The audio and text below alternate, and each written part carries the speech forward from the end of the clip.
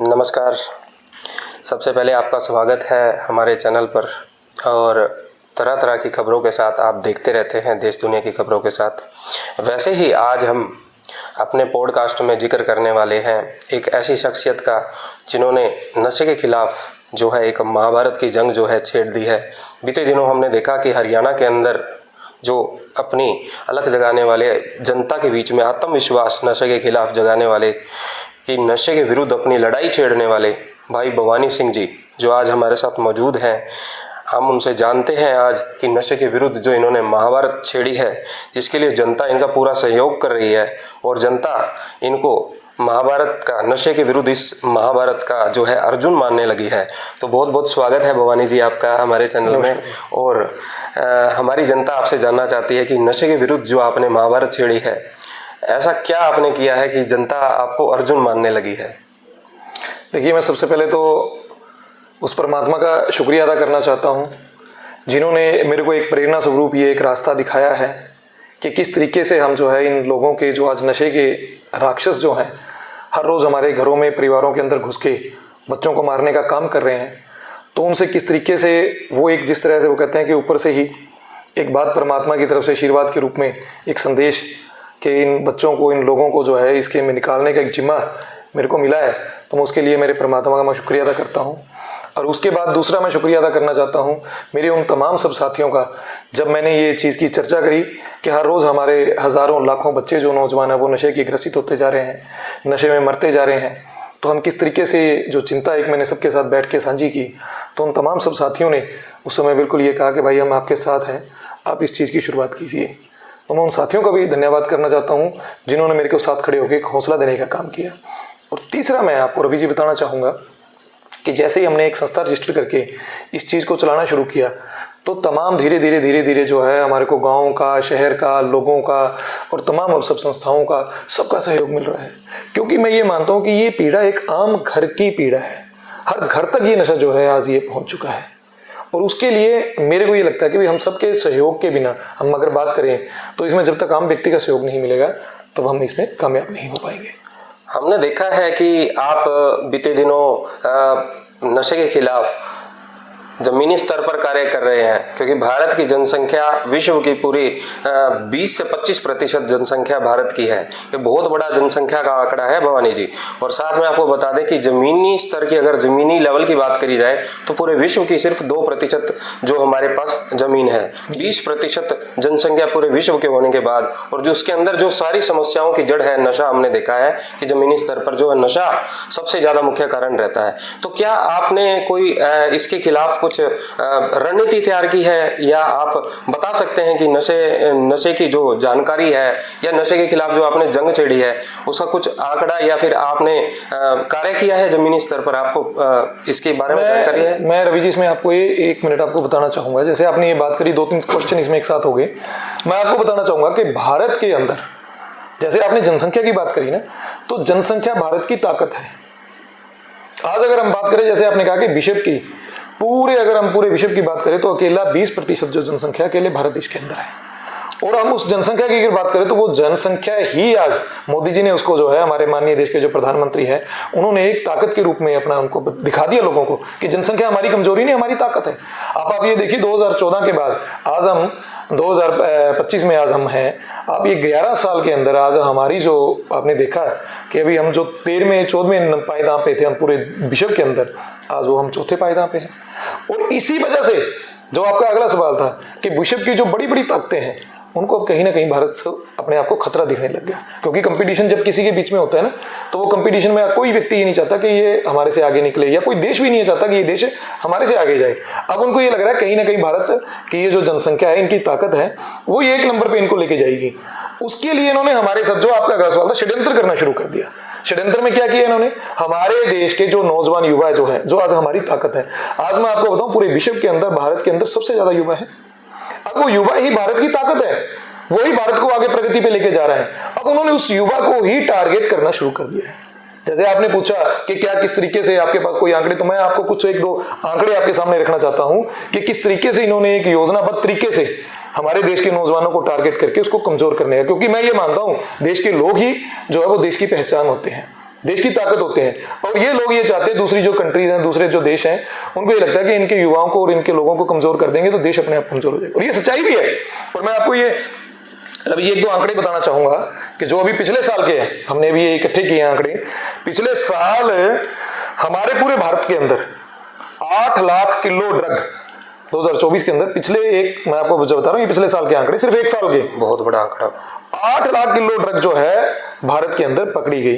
और ये वो आंकड़ा है जो मात्र 20% है जो पकड़ा गया, जो आया उसका 20%। 80% जो है वो लोगों के अंदर, लोगों के परिवारों के अंदर, घरों तक वो जा चुका है। वो ले लिया लोगों ने, खा भी लिया। जो हमारे नशा कारोबारी है, वो नशा तस्करों ने उनको उनके घरों तक, उनकी जगहों तक पहुंचा दिया। 20% ही जो है भारत सरकार जो है, या भारत के जो हमारे अलग अलग राज्य हैं, उनमें इसको पकड़ने का काम किया गया है। उसमें मैं थोड़ा सा आपको बताना चाहूंगा, 4000 किलो तो हीरोइन पकड़ी है, 10,000 किलो अफीम पकड़ी है, 3000 किलो मार्फिन पकड़ी है, 7.5 लाख किलो गांजा जो सब जगह आपको मिले, बहुत बड़ा। 7.5 लाख किलो गांजा जो है वो अभी तक पकड़ा जा चुका है, 4000 किलो हसीस और 5000 एटीएस किलो एटीएस पकड़ी गई है। ये मैं आपको मोटा माटी आपको बता रहा हूं कि जो ये अब तक हमने इसको पकड़ने का काम किया भारत देश में, जो भारत की हमारी पुलिस है, आर्मी है, वो अलग अलग संस्थाओं ने इसको पकड़ा है। उसके अलावा अगर मैं एक आंकड़ा आपसे और शेयर करना चाहता हूं कि भारत में करीबन 18 करोड़ लोग जो है शराब का नशा कर रहे हैं, 4 करोड़ लोग जो है वो गांजे का नशा कर रहे हैं, 3 करोड़ लोग जो ड्रग, हर तरह के ड्रग उनको ले रहे हैं, और 2 करोड़ लोग जो मेडिकल नशा ले रहे हैं, और 1 करोड़ लोग जो सूंघने वाला नशा ले रहे हैं, 1 करोड़ लोग जो हीरोइन का नशा करते हैं, और 40 लाख लोग जो कोकीन का नशा करते हैं। करीबन अगर हम ये सारा जोड़ लें तो 28 करोड़ लोग जो हैं इस समय भारत देश के अंदर नशे की गिरफ्त में हैं। और मैं रवि जी आपको एक और बात बताना चाहता हूं कि ये जो जितना मैंने आंकड़ा बताया, ये जितने लोग जो नशा करने वाले हैं, इनकी जो उम्र अगर आप देखोगे तो 18 से 35 साल। ये 28 करोड़ लोग जो नशा कर रहे हैं, ये वो लोगों की मैं आंकड़ा बता रहा हूं जो हमारा, आपको मैं बता रहा हूं 28 से 35। अब सबसे बड़ी बात जो दुर्भाग्य की है वो ये है कि जिस तरह दूसरे देशों के अंदर इस नशे के खिलाफ कानून बने हैं, जब तक वो ऐसे नशे के खिलाफ बड़े मजबूत कानून हमारे देश में नहीं बनेंगे, तब तक ये नशा कारोबारियों की, तस्करों की कमर नहीं टूटेगी। तो उसके लिए हम लोग जो हैं, सरकार तक हमारे प्रयास हैं, हमारी आवाज वहां तक पहुंचे। हम ये चाहते हैं कि हमारे जितने एमपीज हैं, एमएलए हैं, चाहे वो विधानसभा हो, चाहे वो संसद हो, चाहे वो ऊपर हमारे कहीं पे भी ये बात उठे, हर व्यक्ति की तरफ से ये मांग। हमारा ये जन आंदोलन करने का मतलब ये है कि वो आवाज एक जाए कि जिस तरह से दूसरे देशों में, आज मैं आपको उदाहरण के लिए बता रहा हूं, सिंगापुर में पीछे 100 ग्राम हीरोइन एक व्यक्ति के पास पकड़ी गई, उसको फांसी की सजा हुई है। मैं ये चाहता हूं कि वैसे ही जब तक कानून हमारे देश में लागू नहीं होंगे, तब तक ये इन नशा कारोबारियों की, नशा तस्करों की कमर नहीं टूटेगी। क्योंकि ये इतने ज्यादा मजबूत आज हमारे देश में हो गए हैं, अगर अभी हमने इनको रोकने का काम नहीं किया तो मेरे को ये लगता है कहीं ना कहीं ये पूरे देश को जो है खाने का काम कर लेंगे, पूरे देश को जो है नशा ग्रसित कर देंगे ये लोग। तो भवानी जी, आप नशे के खिलाफ इतने आंकड़े आपने जो इकट्ठे किए हैं, प्रमाणिक आंकड़े बता रहे हैं, आपके प्रमाणिक आंकड़े हैं जो अपने भारत देश को, जो आज ये बहुत बड़ी समस्या जो आप बता रहे हैं कि 8 लाख किलो जो है ड्रग बरामद हुई है, और आपने पूरी डिटेल के साथ बताया कि इतना कुछ है।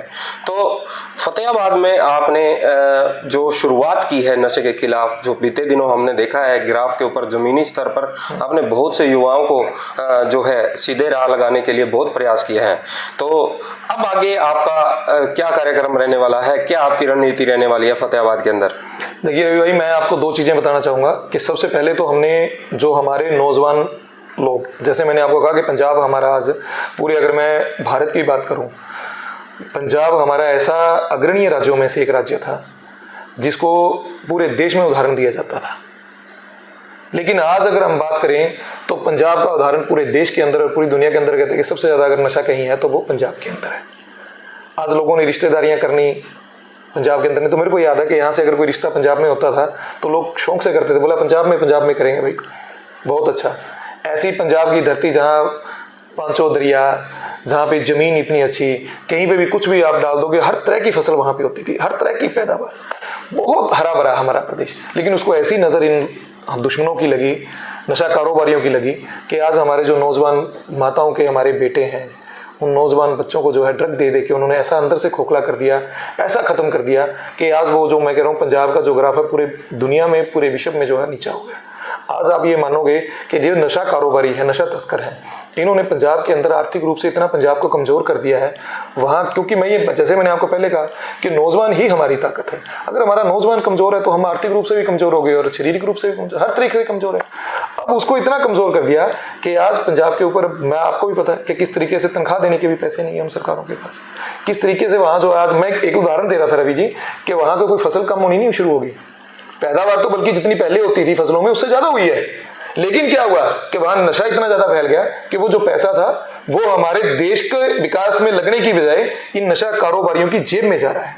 तो मैं ये मानता हूं कि ऐसे जो नशा कारोबारी है ये तो सीधा सीधा इनके ऊपर देशद्रोह की धारा लगनी चाहिए, इन पे एनएसए लगना चाहिए, क्योंकि ये वो लोग हैं जो देश के साथ सबसे बड़ी गद्दारी कर रहे हैं। ये जितना भी पैसा, यही तो काला धन है। आज हमारे माननीय देश प्रधानमंत्री मोदी जी ने दूसरी जगहों पे भ्रष्टाचार पे बहुत ज्यादा कंट्रोल कर लिया, लेकिन अगर मैं बात करूं अपने ये सबसे ज्यादा, अगर आज जो पैसा काला धन अगर कहीं जा रहा है तो वो नशा कारोबारियों के पास जा रहा है। आज किसी की भी अगर प्रॉपर्टी अटैच करने की बात आती है, आज तक मैंने आज तक नहीं आंकड़ों में कहीं देखा एक ऐसा बड़ा नशा कारोबारी, एक ऐसा बड़ा नशा तस्कर है जिसकी 100% प्रॉपर्टी अटैच हो। ऐसा कोई नाम मेरे अभी तक सामने अटैच होती है, लेकिन वो थोड़ी मोटी सिर्फ दिखावे के लिए। मैं ये मानता हूं कि जो ऐसा नशा कारोबारी है, जो देशद्रोह की उसके ऊपर धारा लगनी चाहिए, एनएसए की उसके ऊपर धारा लगनी चाहिए और उस व्यक्ति की टोटल प्रॉपर्टी जो है वो सारी जब्त होनी चाहिए। और ऐसे व्यक्ति को देशद्रोह का मुकदमा लगने के बाद उसको फांसी की सजा होनी चाहिए। जब तक हमारे देश में ऐसे कड़े कानून नहीं बनेंगे, ये सब कुछ नहीं होगा, तब तक ये हमारे बच्चे ऐसे ही मरते रहेंगे। और उसी के लिए रवि जी, अब आपका अगला सवाल था, आपने मेरे से ये पूछा कि आप इसके लिए आगे क्या कर रहे हैं। उसी के लिए हम लोगों ने फतेहाबाद के अंदर, जैसे मैंने ये कहा था, हमने शुरुआत करी गांव से, पंजाब बॉर्डर से हमने ये शुरुआत करी, वहां के गांव में कमेटियां बनाई, वहां हमने ये कोशिश करी कि यहाँ के जो पंजाब का जो गंद है, जो पंजाब का जो नशा कारोबारी है, नशा तस्कर है, वो कहीं ना कहीं जो है हरियाणा के अंदर ना आए। इंटर तो वो करके हैं, उनको रोका जाए। तो वो हमने पंजाब बॉर्डर के साथ साथ जो हमारे फतेहाबाद के साथ लगते गांव है उनमें हमने कमेटियां बनाने का काम सबसे पहले शुरू किया। उसके बाद फतेहाबाद में शुरू किया। पीछे आपने देखा फतेहाबाद में भी एक बहुत बड़ा नशा कारोबारी जो नशा तस्कर के रूप में काम करता था, एक खोखा जो एमएम कॉलेज के सामने बच्चियों के लिए नशे के बेचने के लिए उन्होंने लगा रखा था, वो खुड़वाने का काम हमारी पूरी टीम ने किया, लोगों के सहयोग से किया हमने। आज उसी रूप को आगे लेते हुए हम लोग 29 तारीख को एक बहुत बड़ी एक यात्रा, जिसमें मैं ये कहता हूँ रवि जी, सारी तो संस्थाएं, जितनी भी हमारे फतेहाबाद की सामाजिक संस्थाएं हैं, धार्मिक संस्थाएं हैं, आम हर तरह के जो लोग हैं, वो हर व्यक्ति, मैं जिससे भी बात करी है, हो सकता है मैं किसी से बात ना भी कर पाया, बहुत सारे साथी छूट भी गए हों, लेकिन एक संदेश के माध्यम से, आपके संदेश के माध्यम से मैं बोलना चाहूंगा कि मेरी उन तमाम सभी साथियों से हाथ जोड़ के बेनती है कि कोई भी व्यक्ति इसको कोई व्यक्तिगत ना समझे। ये हम सबकी नैतिक जिम्मेवारी बनती है, ये हम सबका दायित्व बनता है कि अगर हम अपने भविष्य में अपने बच्चों को बचाना चाहते हैं तो हमें इसके लिए एक साथ खड़े होकर इसका विरोध करना पड़ेगा, ताकि हम अपना एक विरोध दर्ज करवा के ऐसे नशा कारोबारियों, नशा तस्करों को रोक सकें। और दूसरा, सरकार के अंदर अपना एक विरोध दर्ज करवा के कि भी ये ऐसे लोगों को कम से कम फांसी की सजा दी जाए, उसके बिना इसका कोई हल नहीं है। और ये तब तक संभव नहीं है जब तक हमारा आम व्यक्ति इस लड़ाई में, इस मुहिम में शामिल नहीं होगा। रवि जी, मैं एक बात और कहना चाहूंगा कि आज तक, अभी जो आप कह रहे तो आंकड़े हमने बताए, अभी तो उसके बाद इस साल के आंकड़े और ज्यादा बढ़ेंगे। आज तक रवि जी, जितने भी ये नशा कारोबारी, नशा तस्कर हैं, ये बड़ी आसानी से जेलों से छूट के वापिस आ जाते हैं। जैसे मैंने आपको उदाहरण दिया कि सिंगापुर में तो 100 ग्राम हीरोइन के लिए फांसी हो जाती है। हमारे देश में यहाँ 100 ग्राम का व्यक्ति अगर पकड़ा भी जाता है तो वो कुछ टाइम के बाद जमानत करा के वापिस आ जाता है, और वापिस आके वो यही काम करता है, वो छोड़ता नहीं है काम को, और बड़ी आसानी से वो सब चीजें मैनेज कर लेता है। वो जो उसके खिलाफ गवाही देने वाले हैं, या तो वो उनको डरा के धमका के अपने पक्ष में बिठा लेगा, और वो फिर भी अगर डराया धमका के लालच में ना जाएंगे तो उसको मरवा के साइड में कर देते हैं, क्योंकि उनके पास पैसा बहुत है, तो ये उनको मारने का भी काम करते हैं टारगेटेड तरीके से। इसीलिए इस आपने देखा होगा कि इस लड़ाई में लोग जो है वो हिम्मत नहीं कर पाते सामने खड़े होने की, इनके खिलाफ खड़े होने की, इसलिए ये चीजें जो है निरंतर हमारे देश में इतनी स्पीड से बढ़ रही हैं। तो मैं 29 तारीख के लिए मेरे जितने भी साथी हैं, मैं उनसे अनुरोध करूंगा, जितने भी समाज के मेरे सामाजिक लोग हैं, प्रबुद्ध लोग हैं, जो भी जितनी संस्थाएं हैं, जितने स्कूल हैं, सबको आज अगर हम अपने बच्चों को बचाना चाहते हैं तो उन बच्चों को बचाने के लिए हमें सबको इसके लिए खड़ा होना पड़ेगा। और अगर आज हम रवि जी खड़े नहीं हुए तो देर हो जाएगी, हमारा भविष्य बहुत अंधकार में है। डर लगता है वो कल्पना करके कि किस तरह से हमारा आगे आने वाले समय में देश होगा, किस तरीके के हमारे बच्चे होंगे। आज आप अगर मैं एक आंकड़ा अगर आप देखोगे तो इतना बड़ा जो नपुंसकता का ये आंकड़ा एक आंकड़ा अगर मैं आपको और बताना चाहूंगा कि पूरे देश भर में आज अगर हिंदुस्तान में एक नपुंसकता का जो आंकड़ा, जैसे मैंने कहा कि 18 से 35 साल तक के बच्चे जो सबसे ज्यादा ड्रग एडिक्टेड हो रहे हैं, तो वो जो नपुंसकता का आंकड़ा है वो इसी की वजह से है। उसमें सबसे बड़ी वजह नशा है। कैसे हमारे बच्चे होंगे, कैसे हमारे परिवार होंगे, कैसे उनका भविष्य होगा, अगर इस सब की अगर हम चिंता करते हैं तो मेरे को ये लगता है कि अगर कोई भी व्यक्ति इसके विषय में थोड़ा सा भी अगर चिंतित है तो उसको 29 तारीख को जरूर आना चाहिए। उसमें 29 तारीख को आप यात्रा निकालने वाले हैं फतेहाबाद में। अनाज मंडी से आपने जिक्र किया कि अनाज मंडी से आप ये यात्रा शुरू करेंगे जी, और अनाज मंडी से आगे जो भी आपका रूट रहेगा, तो इसके अंदर आपको जो संस्थाएं आपने जिक्र किया कि सभी जो फतेहाबाद शहर की जितनी संस्थाएं वो आपके साथ रहेगी, इनके अलावा प्रशासन से आपको क्या सहयोग मिल रहा है? देखिए मैं ये कह रहा हूँ, जैसे आपको मैंने पहले भी कहा, सरकार और प्रशासन अपने हिसाब से अपनी तरह से अच्छा लगा हुआ है। रवि जी, मैं बार बार ये बात कहता हूँ, सरकार और प्रशासन अपना काम कर रही है, लेकिन हम सिर्फ सरकार और प्रशासन को सहयोग करने के लिए हम लोग खड़े हुए हैं। हमारा भी एक दायित्व बनता है कि हम अपने परिवारों की, अपने बच्चों की सुरक्षा के लिए, उनके भविष्य के लिए किस तरीके से हम जो है उनका सहयोग करें। आज मैं रवि जी एक आपको और बात कहता हूँ, मैंने आम तौर से आपने मेरी बात ये हमेशा अक्सर सुनी होगी, मैं ये कहता हूँ कि ये जो नशा कारोबारी, नशा तस्कर है भाई, ये कोई डाकू नहीं है। ये कोई जंगल से आगे, जैसे हम पहले कहते थे ना, भी जंगल से कोई डाकू आए और वो आगे लूट के लेके वापिस जंगल में चले जाते थे। ये तो हमारे बीच में रहते हैं, हमारे समाज के बीच में रहते हैं, हमारे समाज के लोगों के घरों के बीच में रहते हैं। तो इनके खिलाफ विरोध करने का काम कौन करेगा? हम ही तो करेंगे। इनको आइडेंटिफाई करने का काम कौन करेगा? हम लोग करेंगे। अब पुलिस को बताने का काम कौन करेगा? हम करेंगे। और कहीं मैं ये मानता हूं कि मैं ये कहता हूं कि कहीं उनको लगता है, किसी भी मेरे साथी को ये लगता है, ये संस्था हमने इसीलिए बनाई है कि उनको सहयोग नहीं मिल रहा, प्रशासन का, सरकार का सहयोग नहीं मिल रहा, या उनके कंप्लेंट पे पुलिस की ने कोई कार्रवाई नहीं करी, तो वो हमारे को बताएं। हम पुलिस से मिलकर, सरकार से बात करके उनके ऊपर कार्रवाई करवाने का काम करेंगे। मैं ये कहता हूं कि ये जो काम है, इस सेवा में सबके सहयोग के बिना ये सेवा संभव नहीं है। हमें सबको एक साथ खड़े होकर इसके खिलाफ अपने कदम आगे बढ़ाने पड़ेंगे। तो आप ये बता रहे हैं कि आम जनता के साथ ही इस नशे के खिलाफ अपनी इस जंग को जो है आप आगे बढ़ाने वाले हैं। तो भवानी सिंह जो कि आज एक ब्रांड बनता जा रहा है जनता के बीच में नशे के विरुद्ध इस लड़ाई में, तो सबसे पहले तो आपको जो आपने ये जंग छेड़ी है, जो जिसको मैंने महाभारत का नाम दिया, और आपको जो जनता एक अर्जुन समझ रही है, तो मेरा सीधा एक क्वेश्चन और है आपसे। जैसे ही भवानी सिंह आगे बढ़ता है तो उनके खिलाफ भी लोग होते हैं, क्योंकि नशा तस्कर हैं या फिर नशा सप्लाई करने वाले लोग हैं। तो आप अपने परिवार को लेकर कितने चिंतित हैं इसके लिए? देखिए रवि जी, मैंने आपको एक बात कही कि मैंने जिसके भरोसे ये काम शुरू किया, मेरे उस परमात्मा, परमपिता परमात्मा के, मैंने उस दिन भी ये बात कही थी, आपके चैनल के माध्यम से भी ये बात कह रहा हूँ, मेरी और मेरे परिवार की सुरक्षा मैंने उसके हवाले छोड़ रखी है, वो परमात्मा के हवाले छोड़ रखी है। जिसने मेरे से ये काम लेना है, जिसने मेरे से ये काम करवाना, अगर वो परमात्मा ये चाहेगा मेरे से ये सेवा लेनी, तो भाई जब तक उसने ये सेवा मेरे जिम्मे लिखी है तो एक बाल बांका मेरा और मेरे परिवार का नहीं हो सकता। जोर लगा ले। और दूसरा ये, जब मेरी सेवा पूरी होगी रवि जी, तो मैं ये कहता हूँ, मैंने कोई 99 साल का पटा नहीं लिखा रखा भाई कि मैं यहाँ अमर होने के लिए आया हूँ। मैं ये सिर्फ ये करने के लिए जरूर आया हूँ कि उस परमात्मा ने मेरे जितनी जिम्मे मेरी सेवा लगाई है, मैं उसको जरूर सफलतापूर्वक कर सकूं। मेरे मन में रवि जी, मैं आज आपके माध्यम से, एक चैनल के माध्यम से बताना चाहता हूँ, किसी तरह का कोई लालच, कोई लाग लपेट, कोई किसी तरह के कोई मेरे मन में वो नहीं है कि मैं ये कार्य, कोई व्यक्ति कह रहा है ये इसलिए कर रहा होगा। मैं ये कार्य मेरे परमात्मा को समर्पित कर रहा हूँ। मेरी ये सेवा मैं उस परमात्मा को समर्पित कर रहा हूँ। इसके बदले में मेरे को किसी से कुछ नहीं चाहिए। मैं बिल्कुल कह रहा हूँ आपके चैनल के माध्यम से, इसके बदले मुझे किसी से कुछ नहीं चाहिए भाई। मैं ये सेवा मेरे उस परमात्मा को साक्षी मान के कर रहा हूँ। मेरे को ये लगा कि उसने मेरे को ये सेवा बख्शी और मैं ये करूंगा। मैंने ये कहा, मैं मेरी आखिरी सांस तक ये करूंगा रवि जी, आखिरी सांस तक। तो मेरे को मरना मंजूर है, लेकिन मैं इस सेवा को नहीं छोड़ूंगा रवि जी। नशे के विरुद्ध आप इस लड़ाई को आगे तक लेकर जाएंगे और इसको खत्म कर ही मानेंगे। आपके इरादे यही बता रहे हैं। बिल्कुल रवि जी, मैंने आपको कह दिया कि मन, वचन और कर्म से, मैं तीनों से इस चीज के लिए परिपक्व हूँ और मैं बिल्कुल तैयार हूँ। हर तरह से तैयार होकर मैं इस मैदान में उतरा हूँ इनके खिलाफ। और मैंने ये कहा कि जब तक मेरी सांस है मैं ये लड़ाई लड़ूंगा रवि जी। और मैं ये चाहता हूँ कि देश और जो दुनिया के लोग हैं वो सारे लोग इसके खिलाफ खड़े हों, ताकि ये जो इतनी बड़ी कुरीति, इतनी बड़ी बुराई है, ये हमारे समाज के जो परिवार के बच्चों को मार रही है, उससे हमारे बच्चों का पैंडा छूट जाए, वो बच्चे बच जाएं। भाई ने तो हर रोज 19-20 साल के, 21 साल के बच्चे जो हमारे मर रहे हैं, तड़फ के मर रहे हैं रवि जी। इससे ज्यादा भयानक और कोई मंजर नहीं हो सकता, क्योंकि अगर हमारी नौजवान पीढ़ी नहीं रही तो भाई ये इस देश का और इसका आगे क्या भविष्य होगा, आप ये सोच के चलो। तो भवानी जी, फतेहाबाद का ग्राफ क्या बताता है? कहाँ आपको सस्पिशियस एरिया लगता है कि जहाँ सबसे ज्यादा नशा तस्कर या नशा सप्लाई होती है, जो नशे से ज्यादा घिरे हुए हुआ? रवि जी, पूरे हरियाणा के अंदर सिरसा और फतेहाबाद 2 ऐसे जिले हैं जो रेड जोन में आते हैं, जिसमें सबसे ज्यादा नशा है, नशा कारोबारी है, नशा तस्कर है। क्योंकि ये पंजाब के बिल्कुल साथ लगता है, जैसे मैंने आपको बताया एरिया है, और यहीं पे ही सबसे ज्यादा इफेक्टेड है।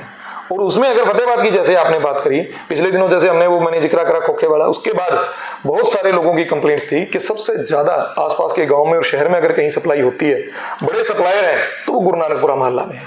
तो इसलिए हमने जो ये यात्रा का बनाया है, वो यात्रा का ग्राफ ही ऐसे बनाया कि हम लोग 29 तारीख को सुबह 9 बजे हम अनाज मंडी के शेड के नीचे जो बाहर का शेड है, वहां से हम इस यात्रा को शुरू करेंगे।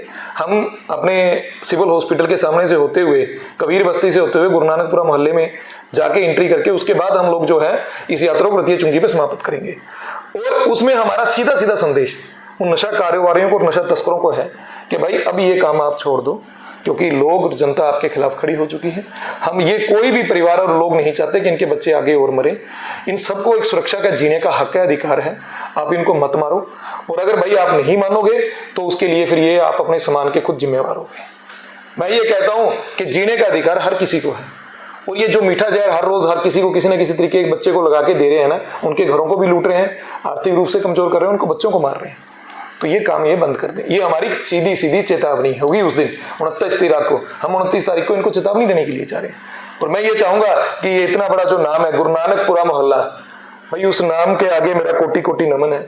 लेकिन ऐसे नाम को बदनाम करने का काम, मैं रवि जी उदाहरण देता हूं, मैंने ये पूरे कुर्ता पजामा व्हाइट रंग का डाल रखा है, इसके ऊपर अगर एक काला दाग लग जाए तो बड़ा दूर से चमकेगा। ऐसे भाई मैं कहता हूं फतेहाबाद बहुत अच्छा है, हमारा बहुत क्लीन है, बहुत सुंदर, बहुत अच्छा भाईचारा है। फतेहाबाद में किसी तरह से कोई भी सब साधन संपन्न है, घरों में, आर्थिक रूप से, हर तरीके से। और इसी ऊपर जो एक छोटा सा काला धब्बा लगा हुआ है, वो लगा हुआ है नशे का, जो बड़ा दूर से पूरे हरियाणा में आज कहते हैं कि सबसे ज्यादा नशा फतेहाबाद में है। भाई इस धब्बे को हम सबको मिलकर साथ को अगर शुरू करेंगे, कोशिश करेंगे, तब ये धब्बा खत्म होगा। और दूसरा कि ये इस तरीके का धब्बा गुरु नानकपुरा मोहल्ला, अरे नाम इतना ऊंचा, और उस मोहल्ले में रहने वाले लोग अगर इस तरीके से उस मोहल्ले को बदनाम करेंगे, तो मैं सीधा सीधा आपके चैनल के माध्यम से कहूंगा, या तो वो इस मोहल्ले को छोड़ के चले जाएं, नहीं तो भाई अगर मैं ये सब साथियों से अपील करूंगा कि अगर नहीं होगा तो भाई हम कोशिश करेंगे, मैं सब संस्थाओं से, सबसे हमारी सिख संगठन है उनके साथ बात करूंगा कि भाई इस मोहल्ले का नाम बदलें। क्यों ये नाम बदनाम करवाएं? अगर हमारे में समर्थ नहीं है इनको रोकने की, इनको हम नहीं ठीक कर सकते, तो गुरु नानक देव जी का नाम हम कम से कम बदनाम ना होने दें। इस गुरु नानकपुरा मोहल्ला का नाम बदल के हम सरकार से अपील करेंगे, भाई इसमें हमारा सफल है, इसका नाम बदल के कुछ और रखा जाए। बीते दिनों हमारे पास कुछ खबरें ऐसी भी आई थी कि कुछ युवा जो नशे में बहुत ज्यादा आदी हो चुके थे, वो नशा छोड़ भी चुके हैं, और ऐसे युवा भी हैं जो छोड़ना चाहते हैं। तो आपका जैसे एक आपने जो संगठन बना रखा है महाशक्ति, जो आपने ट्रस्ट का नाम दिया हुआ है जी, यदि उनसे जुड़ना चाहते हैं नशा छोड़कर आने वाले युवा, या आपके साथ जुड़ना चाहते हैं, नशे को छोड़ने में अपने प्रयास करना चाहते हैं, तो वो कैसे जुड़ सकते हैं? देखिए मैं आपको बताऊंगा जी, आपने बहुत अच्छा ये सवाल किया, और मैं बिल्कुल आपके चैनल के माध्यम से मेरी उन कोशिश करूंगा कि लाखों लोगों तक ये पहुंचे बात। और ये बहुत सारे रवि जी पिछले दिनों से जब से मैंने ये किया, तो हमारे अलग अलग मेरी माताओं के, बहनों के, भाइयों के फ़ोन मेरे पास आते हैं, और वो देश के अलग अलग कोनों से आते हैं मेरे पास, राजस्थान से, पंजाब से, हमारे हरियाणा में बहुत सारी जगहों से, उत्तराखंड से, यूपी से, सब जगहों से मेरे पास फ़ोन आते हैं। तो जो मेरी सबसे ज़्यादा, मैं आपको आज बताना चाहता हूँ, जो सबसे ज़्यादा फ़ोन आते हैं मेरी माताओं के फ़ोन आते हैं मेरे पास। उन्होंने मेरे को आगे ये पीड़ा उन्होंने अपनी रखी कि मेरी माता, मैं अगर उदाहरण से आपको बताऊँ, चौटाला गांव की थी। उन्होंने कहा कि बेटा मैं चौटाला से बोल रही हूँ, मेरा पति जो था वो सारी उम्र उसने शराब में निकाल दी। अब उसके जो पति के जो गाड़ी चलाता था, वो गाड़ी है, सब कुछ हमने, जो प्लाट था वो हमारा, इन लड़के मेरे 2 हैं, दोनों चिट्टे में लगे हुए हैं। अब वो सब कुछ बोली, उसका हमने इलाज पे सारा जो खर्चा था उसका नशा मुक्ति में छोड़ा। उसके बाद वो फिर दोबारा आके बाहर उन्होंने वही काम शुरू कर दिया। अब बोला कि इसका कैसे बेटा इलाज किया, कैसे ये रुके? तो मैंने उस माता को, और मैं आपके इस चैनल के माध्यम से मेरी सब तमाम उन माताओं के जिनके बच्चे नशे में हैं, उन सबसे मैं अपील करना चाहूँगा। मैंने उस माता को ये जवाब दिया, मैंने कहा माता, जहाँ इंसान की खुद के प्रयास खत्म हो जाते हैं, वहाँ परमात्मा के आगे दुआ फिर वो शुरू करनी चाहिए।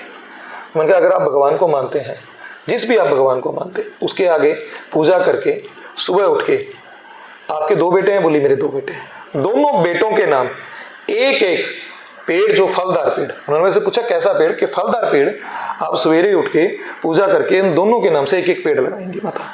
बोली ठीक है बेटा। और मैंने कहा उस पेड़ को ऐसे पालोगे आप जैसे अपने बच्चे को पालते हो, क्योंकि सृष्टि में मेरे हिसाब से इससे अच्छा नेक कार्य और कोई नहीं है। और अगर आप, ये भी परमात्मा की उससे ही मैं बोल रहा हूँ, अगर आप मैंने कहा ये करोगे तो आप देखोगे कि धीरे धीरे उनमें बदलाव आना शुरू होगा। जैसे जैसे वो पेड़ बढ़ेंगे, वो बड़े होंगे और वो आप उनकी सेवा करोगे, उसी तरीके से धीरे धीरे आपके बच्चे जो है वो नशे से पीछे हटते जाएंगे। मेरा खुद का ये मानना है, मेरा संकल्प है कि अगर कोई भी व्यक्ति सच्ची नीयत से, सच्ची निष्ठा से, सच्ची उससे कोई काम करता है तो उसका जो है वो परमात्मा आपको रिजल्ट देता है। इंसान कोई नहीं रिजल्ट देने वाला, व्यक्ति कोई किसी को कुछ नहीं रिजल्ट दे सकता, वो परमात्मा देता है कि आप कितनी ईमानदारी से, कितनी सच्चाई से आप इस काम को कर रहे हो। तो मेरे को ये लगता है कि ये सृष्टि की सबसे बड़ी पूजा है, सबसे बड़ी सेवा है, क्योंकि एक फलदार पेड़ वो फल भी देता है, वो छाया भी देता है, वो ऑक्सीजन भी देता है, वो इतने सारे पक्षियों के लिए रैन बसेरा भी होता है। तो ऐसे अगर हमको ये एक पेड़ लगाते हैं तो आपने कितनी, उस एक माता के हाथों से लगा हुआ अगर वो एक पेड़ है, कितने को सहारा, तो उन सबकी दुआओं से मैंने कहा माता आपका बच्चा जरूर ठीक होगा। तो माता बोली कि मैं पक्का बेटा कल उठ के, ऐसे मैंने ये जितने भी मेरे पास मेरी माताओं बहनों के फोन आते हैं मैं सबको कहता हूं। और मैं आपके माध्यम से इसलिए कहना चाहता हूं कि बहुत सारे जो माता बहनें हैं जिन्होंने नहीं मेरे से अभी तक सवाल किया, उन सबके सवाल भी मैं जवाब भी देना चाहता हूं। चाहे वो कोई माता है, बहन है, कोई वो उनका कोई पति ऐसा करता है, वो मतलब उनको उनके नाम, जिसके नाम भी वो जो नशा करता है, जिसका नशा वो छुड़वाना चाहते हैं, उसके नाम से एक पेड़, फलदार पेड़ वो लगाएं और आप रिजल्ट देखोगे उसका कि कुछ टाइम बाद जैसे जैसे वो पेड़ बड़ा होगा वैसे वैसे वो बच्चा जो है नशे से दूर होता जाएगा। मेरे को ये लगता है कि दवाई से भी ज्यादा जो है दुआ काम करती है, और दुआ हमें लोगों की लेनी चाहिए अच्छे काम करके। तो फतेहाबाद में आप जो यात्रा निकालने वाले हैं, पहली यात्रा, पीछे बीते दिनों आपने एक प्रेस कॉन्फ्रेंस में हमारे को जिक्र किया था आपकी कमेटियों के बारे में, और जो आपने जो एक कार्यक्रम रखा था प्रेस कॉन्फ्रेंस का, तो उसके अंदर विभिन्न संस्थाओं के लोग भी आपके पास आए थे। तो अभी जो आप यात्रा निकालने वाले हैं उसके अंदर जो आपने कमेटियों का जिक्र किया था, या वार्ड के जितने भी और पार्षद हैं जिन या फिर और लोग हैं जी, उनसे आपको क्या सपोर्ट मिल रहा है? देखिए आपको मैं बताना चाहूंगा कि हो सकता है मैं ही किसी साथी को फोन ना कर पाया हूं, जैसे मैंने आपको पहले बताया रवि जी, लेकिन मैंने जिसको भी फोन किया, किसी भी कोई भी ऐसा व्यक्ति नहीं था जिसने रिप्लाई में कहा कि मैं नहीं आऊंगा, या मैं आपका साथ नहीं दूंगा, या मैं आ नहीं सकता। उस दिन आपने देखा एक छोटा सा हमारा एक कार्यक्रम था जिसमें प्रेस कॉन्फ्रेंस में आप कह रहे हो लगभग शहर की सारी संस्थाएं, धार्मिक, सामाजिक, सब आई हुई थी। मेरे से गलती से किसी को फोन करना छूट गया वो अलग बात है, लेकिन रवि जी जिसको मैंने फोन किया वो सब आए। दूसरा, जैसे आपने कहा एमसी साथी, तो एमसी साथियों को भी मैंने जिनको फोन किया वो लगभग जैसे 27 एमसीओ में से हमारे 17 या 18 एमसी वहां पे उस दिन आए हुए थे। हो सकता है कुछ एमसी उस दिन बाहर थे, कुछ नहीं पहुंच पाए, कुछ से मेरी फोन पे बात भी हुई, उन्होंने कहा कि हम बाहर किसी और कार्यक्रम में जा रहे हैं। लेकिन मेरे को ये लगता है कि कोई भी व्यक्ति, रवि जी, ये नहीं चाहता कि नशा उसके परिवार को कल को खत्म करे या उसके इलाके को खत्म करे। हर व्यक्ति के मन की ये पीड़ा है। बात ये थी कि इसकी शुरुआत करने की, जैसे उस दिन भी बहुत सारी संस्थाओं ने कहा कि भवानी जी शुरुआत आपने ये कर दी है, अब हम सब मिलके इसके आपके साथ हैं और इसको जो है जड़ से यहाँ फतेहाबाद से खत्म करेंगे। और मैं ये चाहता हूँ कि ये जो कलंक लगा है ना, ये जो फतेहाबाद में के सबसे ज्यादा नशा फतेहाबाद में है, और ये फतेहाबाद ही हमारा एक ऐसा उदाहरण बन जाए पूरे हरियाणा के अंदर, पूरे देश के अंदर, कि यार फतेहाबाद वालों ने इकट्ठे होकर वहां से नशे को बिल्कुल मूल रूप से जड़ से खत्म कर दिया। वो उदाहरण भी हमारा फतेहाबाद का बन सकता है जब हम सब एक साथ खड़े होके। और आज मैं आपको बताऊंगा, कोई ऐसी संस्था, कोई ऐसा वो नहीं रहा जिन्होंने मेरे को खुद फोन करके ये ना कहा हो कि जी हम अपने साथ अपने बैनर, अपने लोगों को लेके हम वहां पहुंचेंगे। सब साथियों के मेरे को फोन आए कि जी हम पहुंचेंगे बिल्कुल, और मेरे को ये लगता है हजारों हजारों लोग उस दिन उस यात्रा में शामिल होंगे। रवि जी, आज मैं ये कहता हूं, ये नहीं है कि अच्छे लोगों की संख्या कम है, ना ना ना ना ना, ना। अच्छे लोग बहुत हैं, लेकिन बात यह कि वो अच्छे लोग खड़े नहीं हो पा रहे, बुरे लोग तो बहुत कम है, इस धरती पे भी बहुत कम है, इस शहर में भी बहुत कम है। वो बुरे लोग हमारे को काम करते हुए दिखते हैं, उनकी चलबल ज्यादा है, वो इकट्ठे जल्दी हो जाते हैं, वो कहीं भी किसी के साथ बदमाशी जल्दी कर देते हैं, इसलिए हमें लगता है कि वो 10-15 लोग जो हमारे को करते हुए दिखते हैं। लेकिन अगर हम अच्छे लोगों की बात करें तो हजारों और लाखों की संख्या में है रवि जी। अब इनको सिर्फ खड़े करने की जरूरत है, और मेरे को पूर्ण विश्वास है कि 29 तारीख को पूरा शहर खड़ा होगा, पूरी संस्थाएं, पूरा समाज, हर एक दुकानदार, हर एक घर का व्यक्ति, हर एक घर की औरत, जो इस नशे से पीड़ित है या जिसको ये लगता है कि उसका परिवार का कोई बच्चा आज नहीं तो कल उसका बच्चा हो सकता है, वो सब उस दिन उस यात्रा में शामिल होंगे। कोई पीछे रहने वाला नहीं है। तो मैं भाई आपके माध्यम से, इस चैनल के माध्यम से मैं तमाम उन सब साथियों से भी अपील करना चाहता हूं, मैं माफी भी चाहता हूं कि बहुत जल्दी ये हम लोगों ने ये प्रोग्राम तैयार कर लिया, 29 तारीख आ गई है और हम सब साथियों को फोन भी नहीं कर पाए और इतने लोग हैं कि मैं फोन कर भी नहीं पाऊंगा मैं। लेकिन ये कहता हूं कि ये जितना भवानी सिंह का दायित्व है इतना आप सबका भी दायित्व है। आप सबके लिए भी उतना ही जरूरी है जितना मेरे लिए जरूरी है। मैं आप तमाम साथियों को, आपको परमात्मा को साक्षी मान के ये कहता हूं कि मैं ईमानदारी से इस काम को करना चाहता हूं, लेकिन शर्त यह है कि ये तब पूरा होगा जब आप सब लोगों का सहयोग होगा। आपकी सुरक्षा आपके हाथ में है, आपकी ही ये यात्रा है, आप नहीं करनी है। और ये यात्रा आपको पता कि हमारा विषय सिर्फ एक ही है कि किसी न किसी तरीके से हम अपने इस शहर को, इस फतेहाबाद जिले को नशा मुक्त कर सकें। उसके लिए हम लोग सारे इकट्ठे हो रहे हैं। तो मैं तमाम उन सब साथियों से जिनको मैं फोन नहीं कर पाया, जिनसे मेरी बात नहीं हो पाई, मैं उनसे भी अपील करूंगा कि आप सब साथी जो मेरे को सुन रहे हैं, इसको ज्यादा से ज्यादा शेयर करना, ज्यादा से ज्यादा दूर तक पहुंचाना, ताकि हमारा एक भी साथी ना बच पाए। वो सब साथी उस दिन वहां पे पहुंचे इस यात्रा में, अपने परिवार के लिए, अपने बच्चों के लिए। मैं ये संदेश आप सबके माध्यम से, आपके चैनल के माध्यम से सब तक पहुंचाना चाहता हूं।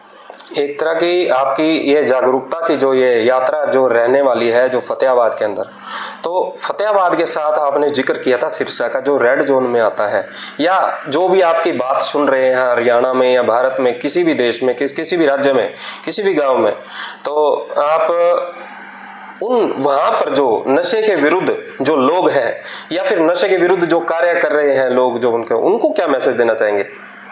उनको मैं सबको एक ही मैसेज दूंगा कि हमें अब समय आ गया है अपने इलाके को, क्योंकि कोई एक व्यक्ति इस चीज़ को ख़त्म नहीं कर पाएगा।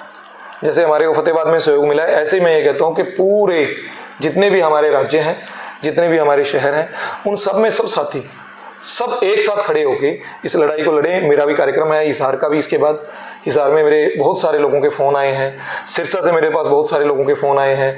तो हम ये चाहते हैं कि हम इस चीज़ को पूरे देश तक लेके जाएंगे। ये शुरुआत फतेहाबाद से जरूर हुई है, लेकिन यहाँ खत्म नहीं होने वाली।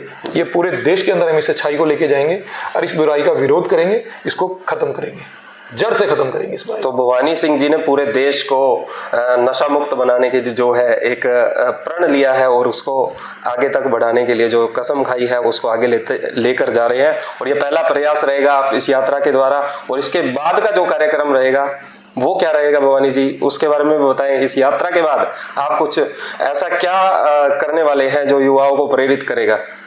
देखिए ऐसे हैं, ये सबसे पहले तो ये यात्रा का ही 29 का कार्यक्रम, उसके बाद जैसे मैंने कहा कि इस अच्छाई की चैन को हमें फैलाना है, अच्छाई को फैलाना है।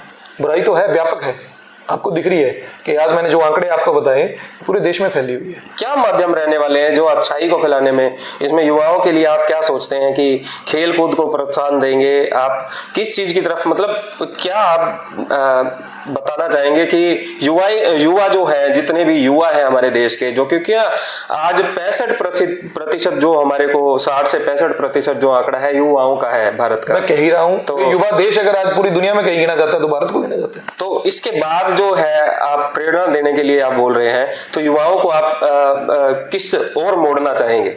मैं आपको बताना चाहूंगा कि देखिए कि युवा जो हमारे हैं, युवा को मैं स्पष्ट संदेश देना चाहता हूं आपके चैनल के माध्यम से कि आज समय आ चुका है कि जो हमारा युवा है वो देश के लिए गोल्ड मेडल जीते, खेलों में आगे बढ़े, देश का नाम रोशन करे। हमने उस दिन जो है स्पोर्ट्स डे है, मैं आपको बताना चाहूँगा, आपने बहुत अच्छा सवाल किया।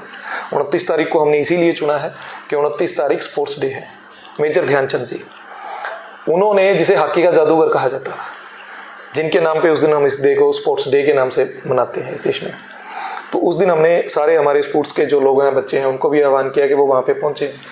और भी कॉलेज के जो बच्चे हैं, एकेडमीज़ के जो बच्चे हैं और साथी हैं, जो मेरा नौजवान युवा है, वो इसमें शामिल हो, वो इसके खिलाफ खड़ा हो, क्योंकि वही इस लड़ाई को लंबा लेके जा सकते हैं। और दूसरा आपने ये कहा कि एक तो खेल और दूसरा शिक्षा। जितने मेरे आज नौजवान बच्चे हैं, जैसे आपने देखा कि हमारे यहाँ हरियाणा में माननीय मनोहर लाल खट्टर जी, माननीय नायब सिंह सैनी जी, बिना पर्ची बिना खर्ची वाली जो सरकार का उन्होंने एक मैसेज दिया, जिसका उदाहरण मोदी जी ने पूरे देश भर में दिया। वो क्या है? वो यही है कि युवा अगर मेहनत करेगा तो वो किसी भी चीज़ को हासिल कर सकता है। आज रोज़गार की अगर आप बात कर रहे हैं तो नौजवान अगर थोड़ी सी भी मेहनत करेंगे, अपनी पढ़ाई करेंगे, शिक्षा की तरफ बढ़ेंगे, तो उनको अच्छी रोज़गार भी मिलेगा। अच्छी रोज़गार के साथ साथ वो देश के लिए मेडल भी लेके आ सकते हैं, अच्छी दिशा देने का काम कर सकते हैं, अच्छे आगे बढ़ने का कोई अफसर, IAS हो, IPS, सब कुछ वो बन सकते हैं। तो उसके लिए मैं आपके चैनल के माध्यम से एक मैं बड़ा खुशी हुई मेरे को।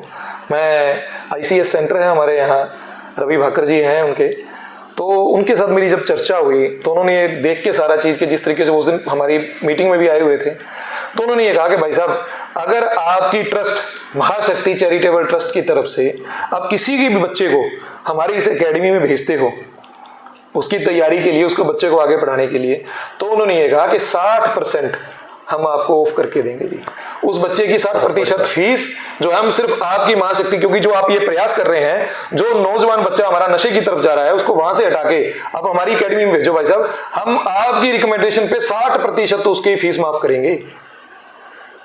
देखिए, तो आपने किसी का भला करना चाहा तो देखिए आपके साथ भी लोगों का सपोर्ट जुड़ना स्टार्ट हो गया। इसी तरह से मैं ये कहता हूं कि जैसे आपने ये कहा कि रोजगार की बात है, बहुत सारी ऐसी कंपनियां हैं, बहुत सारे ऐसे इंडस्ट्री वाले हैं जिनसे मेरी बात हुई, जिन्होंने कहा कि अगर कोई ऐसे बच्चे हैं वो ठीक होकर सुधर के आना चाहते हैं तो उनको हम काम देने का काम करेंगे। तो भाई हमारा यही प्रयास रहेगा कि बच्चे जो हैं नशे से दूर हटके मेन लाइन में आके वो शिक्षा में आगे बढ़े, वो रोजगार में आगे बढ़े, वो अपने देश को आगे बढ़ाने का काम करें, देश के लिए मेडल लेके आने का काम करें, खेलों में आगे बढ़े। इस तरीके से तमाम उनके लिए अपॉर्चुनिटी है और हम उनके साथ हैं, यही हमारा मकसद है। बहुत चीजों के बारे में जिक्र हो गया। अंत में मैं आपसे भवानी सिंह जी एक लास्ट क्वेश्चन पूछना चाहूंगा और ये बहुत ही महत्वपूर्ण क्वेश्चन है। देखिए, हमने जिक्र करा युवाओं का, हमने जिक्र करा हर चीज का जिक्र कर लिया हमने, और अब लास्ट में आपसे एक सवाल और पूछा जाता है कि माता पिता जी जिनके अभी बच्चे छोटे हैं, तो ये शुरुआत जो होती है माहौल के हिसाब से शुरुआत होती है, कहीं ना कहीं हमने जमीनी स्तर पर इसको देखा है। तो उन माता पिता को आप क्या मैसेज देना चाहेंगे कि अपने बच्चों को नशे से बचाने के लिए उनको क्या प्रयास करने चाहिए? देखिए, आज का जो माहौल है, सबसे पहले वर्तमान हमारा अच्छा हो, भविष्य की हम कल्पना तभी कर पाते हैं। क्योंकि आज जो वर्तमान में हमारे बच्चे हैं, जो माता पिताओं के आपने कहा छोटे छोटे बच्चे हैं, अगर वो इस वर्तमान में उनके ऊपर पूरा फोकस करेंगे, उनका ध्यान देंगे, तो आगे उनका भविष्य अच्छा रहने वाला है। अगर थोड़ी सी भी वो कहते हैं ना, सावधानी हटी दुर्घटना घटी, जिस माहौल में आज हम रह रहे हैं इसमें बहुत सावधान रहने की जरूरत है। क्योंकि आज थोड़ी सी भी अगर आपकी अपने बच्चों से नजर हट जाती है तो बच्चे कहीं ना कहीं किसी ना किसी का शिकार हो सकते हैं। तो इसलिए सबसे पहले तो मैं उन माता पिता जितने भी हैं उनसे ये निवेदन करना चाहूँगा कि वो अपने बच्चों के ऊपर पूरा ध्यान दें। वो कब आते हैं, कब जाते हैं, बच्चे किसके साथ बैठते हैं, किसके साथ उठते हैं, कहाँ जा रहे हैं, कहाँ से आ रहे हैं, इन सब चीज़ों का आप उस माता पिता को पूरा टाइम, अगर वर्तमान में हमने बच्चों के लिए समय नहीं दिया तो भविष्य में बच्चे हमारे हाथ से निकल जाएंगे। इसलिए पहली बात तो अपने बच्चों पे पूरा समय दें। और दूसरा, भविष्य को ठीक करने के लिए मेरी बात अब कंप्लीट होने, अपने बच्चों के भविष्य को ठीक करने के लिए ये जो हमने ये एक यात्रा शुरू करी है, ये जो हमने एक मिशन लिया है कि अपने समाज को नशा मुक्त, मैं ये मानता हूँ मेरी बेटी, मेरा बच्चा कैसे सुरक्षित रह सकता है जहाँ पे नशा है, जहाँ पे नशेड़ी है, जहाँ पे नशा कारोबारी है, कैसे? वहां से अगर हमारी बच्ची निकलेगी या हमारी कोई बहू बेटी निकलेगी, बहन निकलेगी, तो हम कोशिश करते हैं कि इसको दूसरे रास्ते से जाना, बेटा उस रास्ते से नहीं जाना, उस रास्ते में नशेड़ी खड़े रहते हैं। जब तक ये समाज हमारा नशा मुक्त नहीं होगा तब तक ये दरिंदगियां होनी जो हम हर रोज देखते हैं ना, आज मनीषा बहन के साथ हुई है, कभी गुड़िया के साथ हो रही है, कभी कलकत्ता में हो रही है, कभी वो दिल्ली में हुआ है, ये जितनी भी दरिंदगियां आज तक हमारी बहनों बेटियों के साथ हुई हैं ये सब नशेड़ियों ने करी हैं। एक केस आप मेरे को उदाहरण के लिए बता दो जो दरिंदगी करी हो लेकिन वो नशेड़ी ना हो। अगर हम सही मायने में इन बहनों के, हम आज कैंडल मार्च करते हैं, बहुत अच्छी बात है, उनके जस्टिस के लिए करते हैं, लेकिन ये कब तक हम कैंडल मार्च करते रहेंगे भाई? इसकी जड़ तक क्यों नहीं जा रहे हम लोग? क्यों नहीं उस जड़ को ही खत्म कर रहे हैं जिस जड़ की वजह से ये सारी चीजें हो रही हैं? हमें अपनी बच्चियां खोनी पड़ी और बच्चियों को दरिंदगी सहनी पड़ रही है। आज वो सबसे बड़ी जो दरिंदगी का कारण है वो नशा है। अगर हम ये चाहते हैं कि उस नशे को खत्म करें, हमारी बच्चियां ठीक रहें, इनके साथ दरिंदगी ना हो, तो हम सबको एक साथ खड़ा होकर अपने नशा मुक्त समाज की कल्पना करनी पड़ेगी। जब तक ये नशा रूपी भेड़िए, नशा रूपी राक्षस इस समाज के अंदर रहेंगे तो ये मेरी बेटियां बच्चियां रोज इस नशे का शिकार होती रहेंगी, इन दरिंदगी के शिकार होती रहेंगी। और हमारा हर रोज कैंडल लेके सिर्फ मार्च करने का काम करेंगे। अगर आज एक को फांसी होती है, कल दूसरे को होती है, तीसरे को होती है, परसों कोई और खड़ा हो जाता है, उससे अगले दिन कोई और आगे दरिंदगी करेगा। क्यों? हम उसके कारण को समझे। उसका कारण एक ही है कि ये जितने भी दरिंदगियां होती हैं ये सब नशे के अंदर होती हैं, और हम इन नशा समाज जब तक हमारा नहीं होगा, नशा मुक्त समाज हमारा नहीं होगा, तब तक ये दरिंदगियां बंद होनी नहीं होगी। तो मैं मेरी सब माताओं से, बहनों से, जितने परिवार वाले हैं उनसे यही अपील करूंगा कि इस नशे के खिलाफ एकजुट होकर खड़े हों, ताकि हमारा समाज, हमारा परिवार, हमारे बच्चे बच्चियां सुरक्षित रह सके।